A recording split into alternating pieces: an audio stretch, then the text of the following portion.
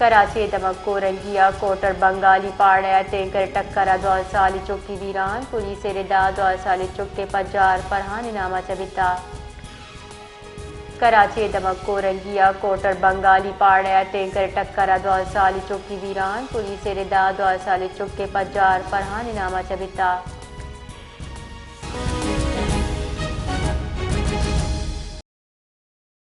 जी हयात बताइएगा ये अफसोसनाक वाकया कैसे पेश आया।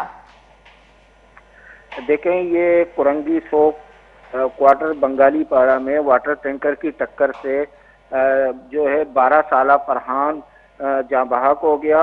हादसे के बाद ड्राइवर ने फरार होने की कोशिश की, ताहम इलाका मकीनों ने टैंकर को रोक लिया और मुश्तइल अफराद ने गाड़ी को आग लगाने की भी कोशिश की, मगर पुलिस ने मौके पर पहुंचकर सूरत हाल संभाल ली।